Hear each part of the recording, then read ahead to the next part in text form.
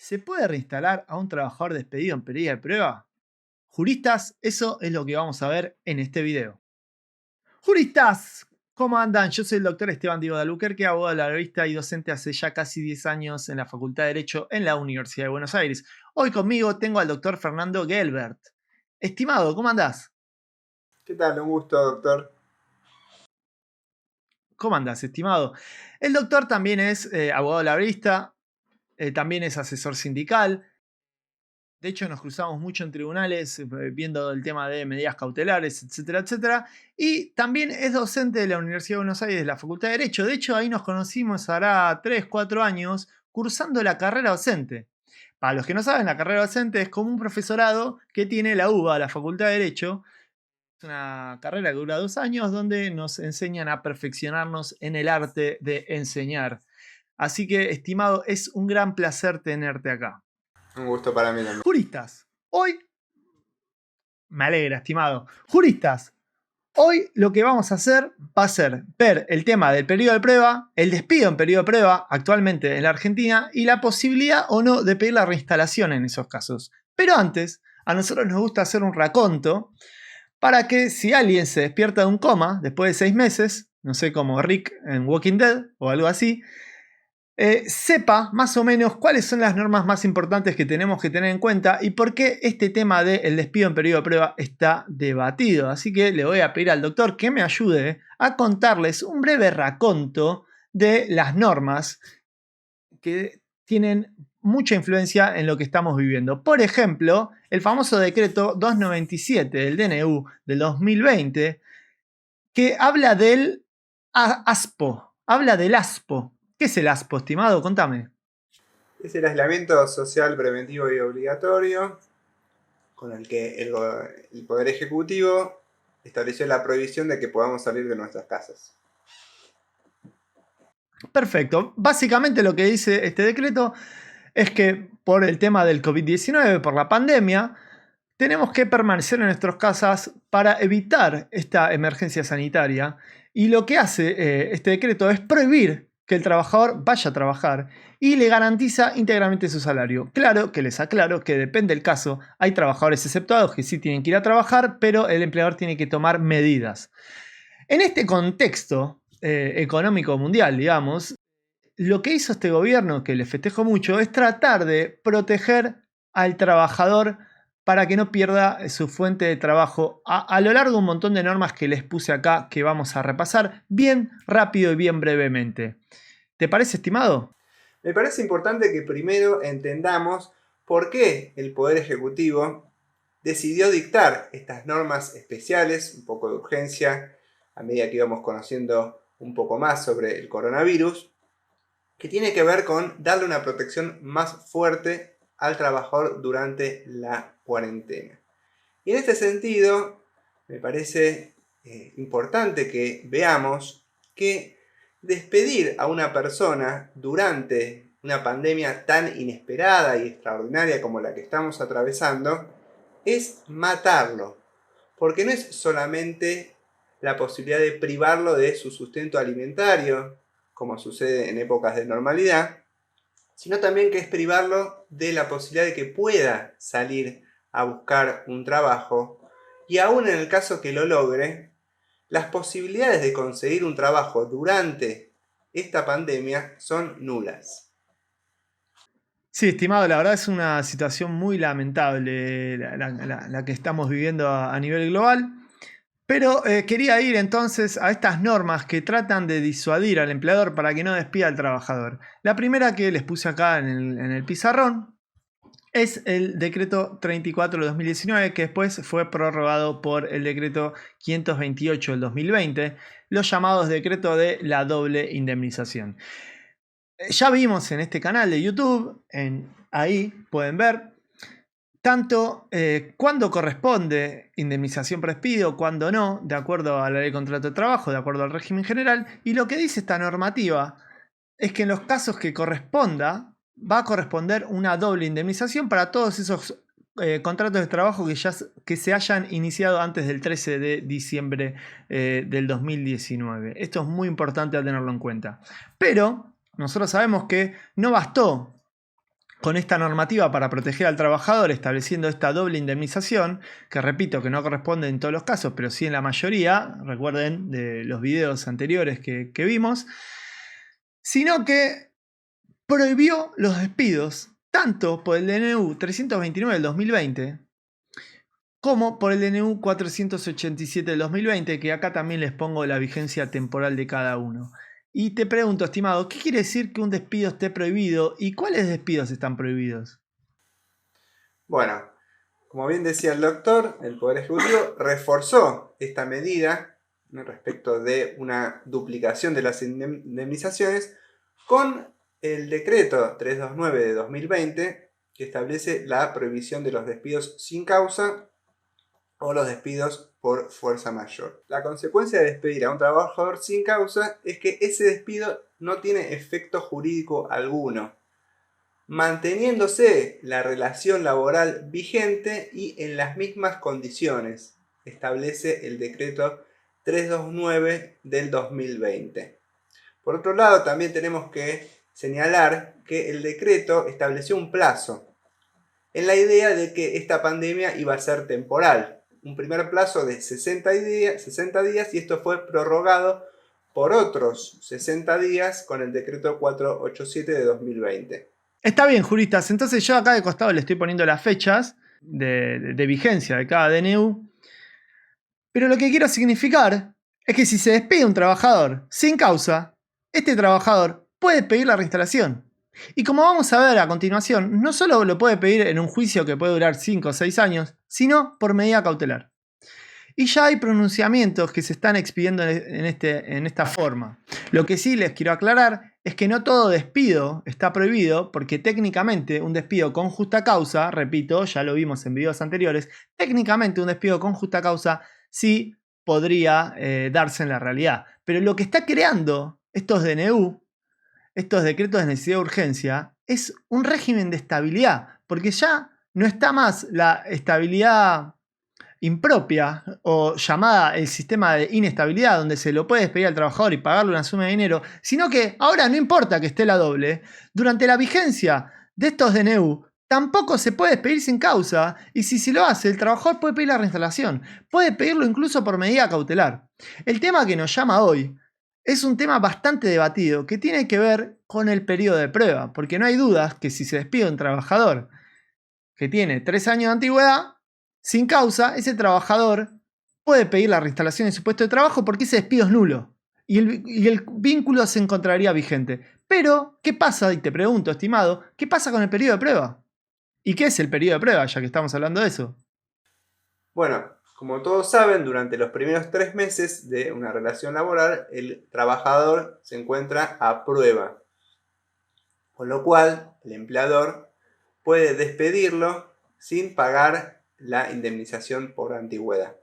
Respecto al decreto 329 de 2020, como bien señalaba el doctor, establece la prohibición de despedir sin causa. Sin embargo, surgieron algunas dudas respecto de si esta prohibición de despedir sin causa alcanzaba justamente a los trabajadores despedidos durante los primeros 3 meses de la relación laboral.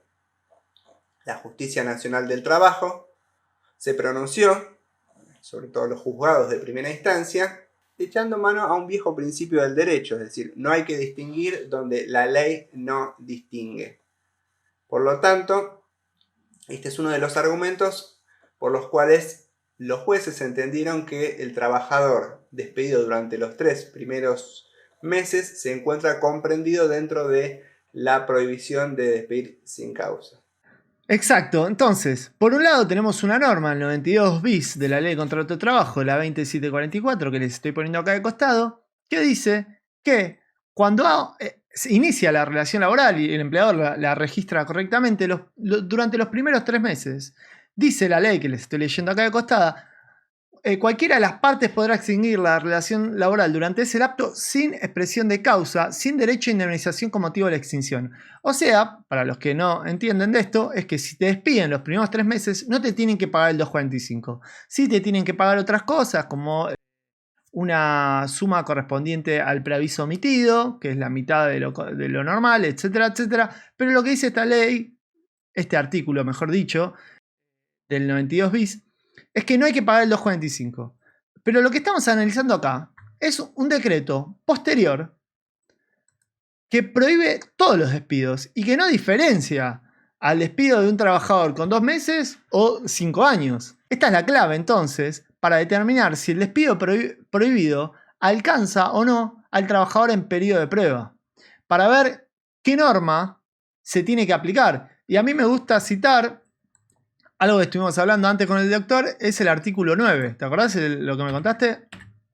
Sí, como bien decía el doctor, lo que entendió la jurisprudencia del trabajo es que el decreto 329 de 2020 que prohíbe los despidos sin causa es una norma especial dictada para un momento especial como es la pandemia que estamos atravesando. Y por lo tanto, al ser una norma especial y posterior a la ley de contrato de trabajo, que es el régimen general, tiene que prevalecer esta norma especial, tiene que prevalecer la prohibición de despedir sin causa, aún durante el periodo de prueba, sobre la facultad que tiene el empleador para despedir durante los primeros 3 meses sin pagar una indemnización por antigüedad. Y a mí, para sumarle a este argumento que estás dando, hice referencia al artículo 9, que es este principio general del derecho al trabajo, positivizado en la ley de contrato en el artículo 9, que es el principio de la norma más favorable para el trabajador. Básicamente, dice que si yo tengo duda entre dos normas que se aplican, ¿en cuál tengo que aplicar? La que sea más favorable para el trabajador, ¿no? Básicamente. Juristas, entonces lo que nos convoca hoy es ver un caso en particular, un caso promovido por el doctor, donde la Cámara Nacional de Apelación de Trabajo resuelve reinstalar un trabajador despedido en periodo de prueba, pero ya que tenemos acá al abogado que dio inicio a esta acción, le quería preguntar, estimado, contanos un poco del caso este que estoy poniendo acá de costado, que se llama Santos Bárbara Anabela con MaxSegur SRL sobre medida cautelar. La importancia de este fallo es que no había prácticamente ningún pronunciamiento de la Cámara Nacional de Apelaciones del Trabajo sobre los despidos sin causa durante el periodo de prueba. Se trataba de una trabajadora de la actividad de la vigilancia que durante el periodo de prueba, durante los 3 primeros meses, recibe una comunicación de despido por parte de su empleador, que está la empresa MaxSegur, invocándose, ¿sí?, que podía ser despedida porque se encontraba en el periodo de prueba. Este despido fue rechazado por entender que se estaba violentando la garantía de estabilidad que tiene este decreto 329-2020 que prohíbe los despidos sin causa. Se inició una medida cautelar para solicitar la reinstalación de esta trabajadora en el mismo puesto y condiciones de trabajo, y esta medida cautelar en primera instancia fue rechazada. Se apeló esta medida cautelar y llegó a la Sala 3 de la Cámara Nacional de Apelaciones del Trabajo. Reitero que prácticamente no había ningún pronunciamiento de la Cámara Nacional de Apelaciones del Trabajo.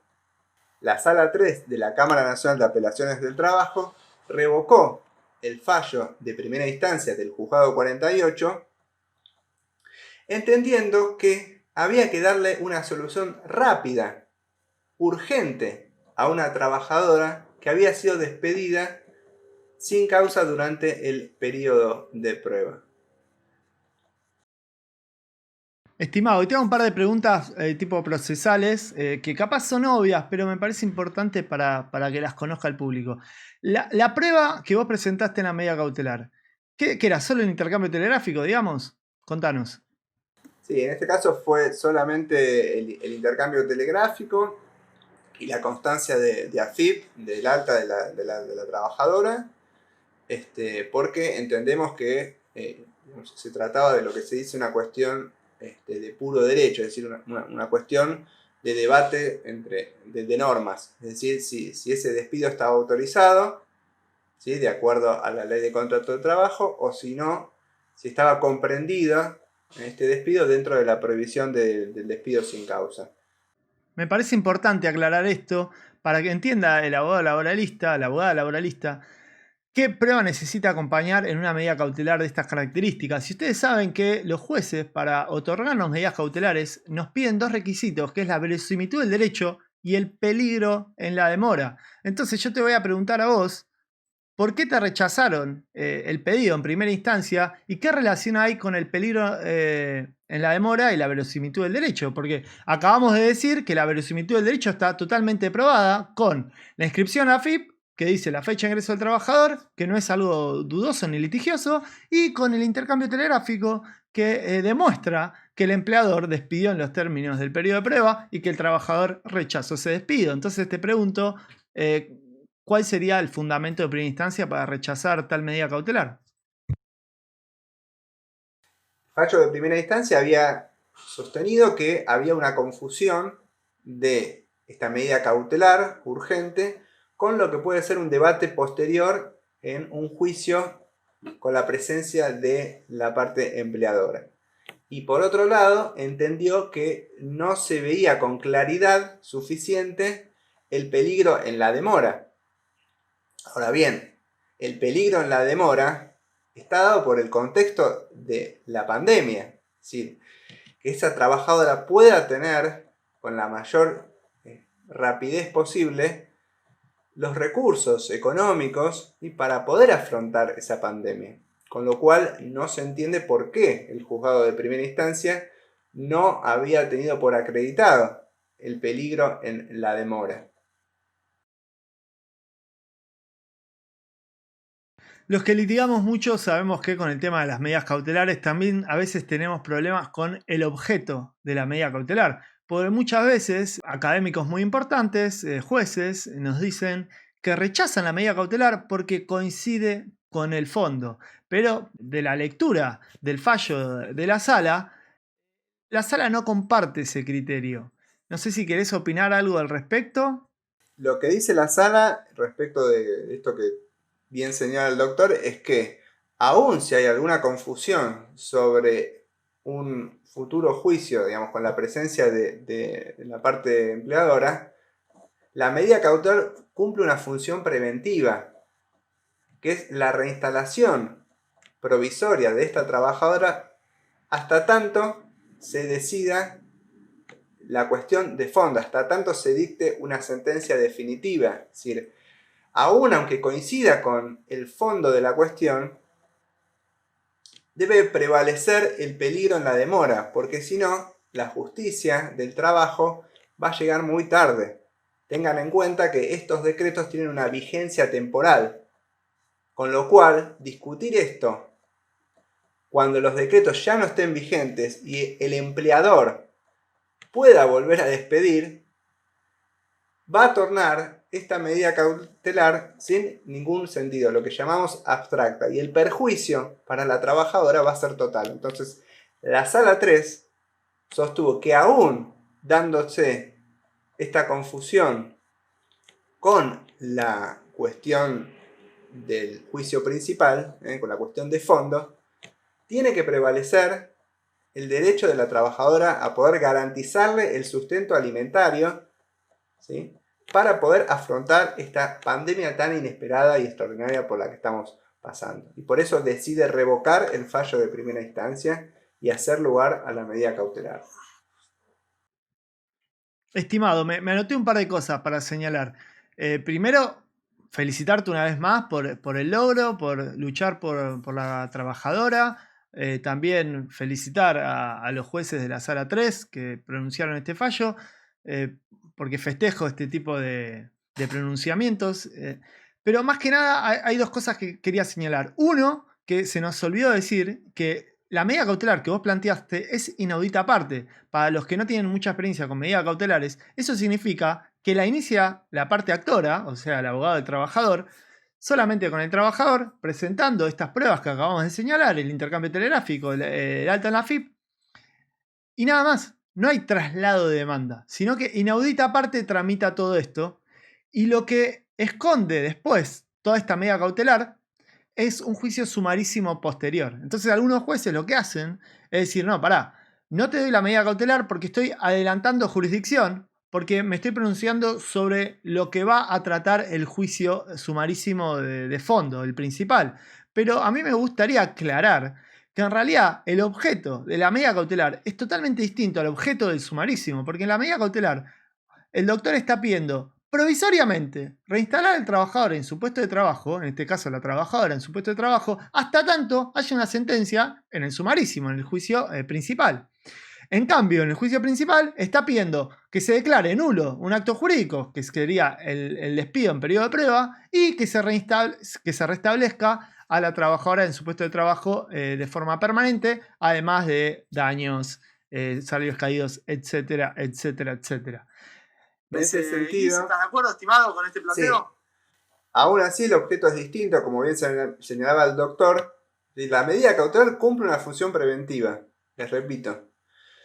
Y la demanda que uno vaya a iniciar en un juicio sumarísimo va a tener otro objeto, que es, como bien señalaba el doctor, la nulidad de ese despido.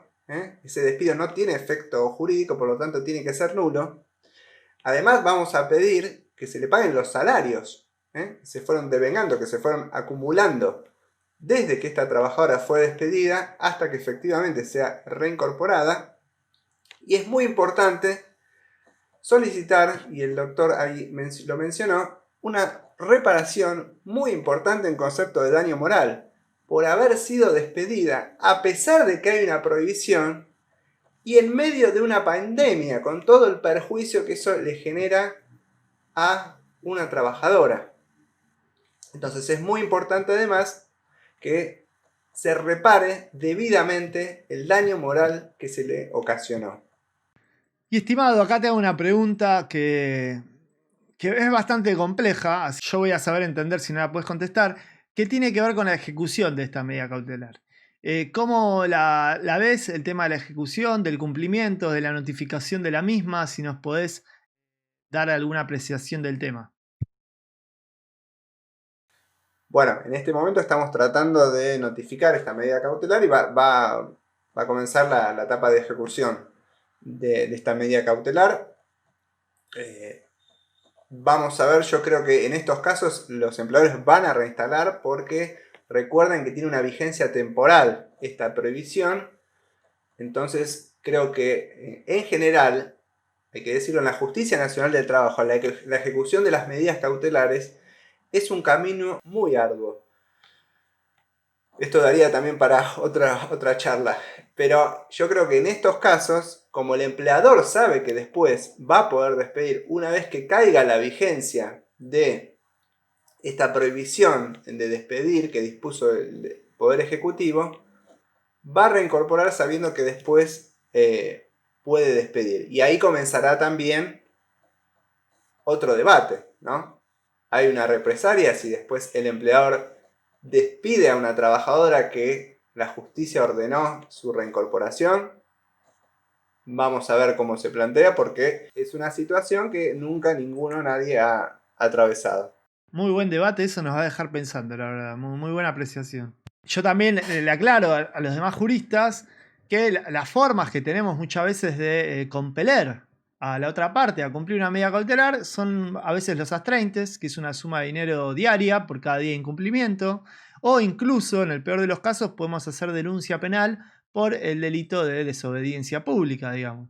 Pero coincido con el doctor que a veces es muy dificultoso, a veces las cautelares te las cumplen a los 2 días y a veces estás un año y medio denunciando incumplimientos y pidiendo astraintes, etcétera, etcétera. Pero en estos casos creo que es conveniente, sobre todo desde el punto de vista económico de la empresa, reinstalar, digamos. Porque a veces no es lo mismo reinstalar a un trabajador que es un activista gremial, que le puede causar algún tipo de perjuicio sindical a la empresa, pero acá la verdad sería raro que no la Coincido reinstalen, plenamente. ¿no? ¿Qué te parece? Sabiendo, repito, que después, o por lo menos desde el punto de vista de la óptica empresarial, lo primero que va a pensar un empleador es, la reincorporo, total después la puedo despedir. ¿Sí? Ese es el pensamiento empresarial. Sí me gustaría agregar una cosa, me gustaría agregar un tema, es que tenemos relativamente pocos fallos, de acuerdo, comparando con la cantidad de despidos que hay, ¿sí? Es decir, más allá de que existe una prohibición, en general se está produciendo una cantidad muy importante de despidos, ¿sí? Esto me parece que tiene que ver, es decir, las acciones de reinstalación en general son un número menor. ¿Por qué? Porque, como bien mencionó el doctor, si un trabajador es despedido sin causa, también, además de echar mano a esta prohibición de despidos, tiene también la posibilidad de reclamar una indemnización agravada, lo que se llama la doble indemnización. En general, el planteo, ¿sí? Jurídico tiende más a ir para ese lado, ¿sí? Para reclamar una indemnización agravada sin tener que volver al lugar de trabajo, ¿sí? Esto es una apreciación personal, no sé si coincide, doctor. Sí, sí, básicamente lo que está planteando el doctor es que hay dos normas, una que prohíbe el despido y otra que dice hay doble indemnización. Entonces, lo que se plantea el doctor, ¿por qué hay tantos juicios o tantos planteos donde van a pedir la doble indemnización y no tantos planteos donde piden la reinstalación del trabajador? Y a veces nosotros estudiamos derecho laboral, hacemos una analogía con la zanahoria, que el abogado laboralista muchas veces lo que persigue es la zanahoria y en un pacto de cuota litis capaz va a percibir más dinero si busca un juicio de acá a 5 o 6 años por la doble indemnización que si reinstala al trabajador. Pero la idea de este video también es generar conciencia y que los trabajadores que están viendo esto y las trabajadoras se enteren, que los abogados se enteren, las abogadas se enteren, porque yo siento muchas veces que el abogado laboralista o el abogado que se dedica a esta rama del fuero muchas veces no sabe cómo plantear una medida cautelar de estas características, pues está acostumbrado a litigar con despidos normales. Entonces no sabe exactamente cómo tramitaría una medida cautelar de estas características, cómo tramitaría el sumarísimo. Yo también les dejo acá un video donde exploramos todo eso en una charla organizada por la Asociación de Abogados y Abogadas Laboralistas que tiene que ver con el despido prohibido y el despido discriminatorio y las semejanzas procesales. Un video totalmente gratuito que pueden ver para sacarse algunas dudas de tipo técnicas. Pero yo creo que también tiene que ver con eso. No solo por la parte económica, sino por eso. Porque desde el punto de vista de yo soy un abogado laboralista que tengo miedo de que la empresa se funda, capaz una acción como la que vos hiciste es mucho mejor para reinstalar al trabajador, conseguir los salarios caídos, conseguir el daño moral, que puede ser una suma bastante importante, y no esperar 6 años a un juicio que capaz lo terminás ganando y la empresa no existe. Entonces, desde el punto de vista económico, no necesariamente es peor hacer una acción como No, la no que solo que hiciste no es vos. peor, sino ¿Se que es entiende a lo que mucho voy? mejor teniendo en cuenta el contexto de pandemia. Es solucionarle el problema hoy a un trabajador, una trabajadora que queda sin su sustento alimentario ni hablar de los elementos de higiene elementales para poder afrontar esta pandemia. Entonces es darle una solución hoy. Festejo lo que vos decís, porque a esta trabajadora le cambiaste la vida. No sé decirlo de otra forma, porque estaba sin trabajo, sin empleo, a merced del más salvaje capitalismo, podemos decir. Pero la verdad, una medida como esta es súper festejada. Ahí están los aplausos.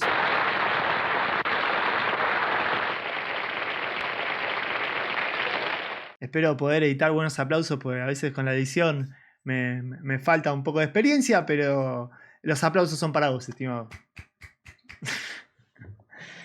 Bueno, estimado, no quería cortar el video sin darte la oportunidad de que sigas expresando alguna idea o alguna inquietud que tengas. Te agradezco un montón por venir acá. Todo esto de YouTube es nuevo para todos, pero es un gusto hacer entrevistas del abogado detrás del fallo, ¿no? Porque yo dije, voy a hacer un video del fallo este para darle publicidad, para que los distintos abogados y abogadas se enteren, pero dije, el fallo es de un amigo mío, ¿por qué no lo invito y hablamos un Bueno, poco? yo te agradezco mucho esta posibilidad de poder intercambiar y de poder pensar un poco juntos. Y sobre todo vuelvo sobre esta idea que también señalábamos acá, es decir, que el derecho del trabajo pueda ser conocido por todos, que es uno de los problemas que también tienen los trabajadores, no conocen sus derechos. Y en este sentido me parece muy importante esta charla que hemos tenido para que todos puedan acceder a conocer sus derechos, ¿no? Así que reitero mi agradecimiento y también mi felicitación. Coincido totalmente. Coincido totalmente. De hecho, uno de los discursos que usé para persuadirlo al doctor de que me acompañe era eso, darle publicidad a este caso, darle publicidad a los derechos de los trabajadores y las trabajadoras y darle herramientas al abogado laboralista, a la abogada laboralista, información al estudiante de derecho, bueno, básicamente para todos los juristas, para todos los que quieran aprender de derecho. Así que, estimado, te agradezco un montón, más aplausos. Juristas, nos vemos la próxima. ¿Querés hacer vos el saludo? Saluda a los juristas. Decís, juristas, nos vemos la próxima. Juristas, sigan este canal y nos vemos la próxima. Oh, me encantó, le metiste un sigan en el canal, pero somos alto rating. Che, estimado, perfecta la charla. No nos olvidamos de decir nada, ¿no? Sí, algunas cosas nos olvidamos, pero A ver, dale, empezamos a hacer la lista. no nombramos el artículo 14 bis de la Constitución, por ejemplo.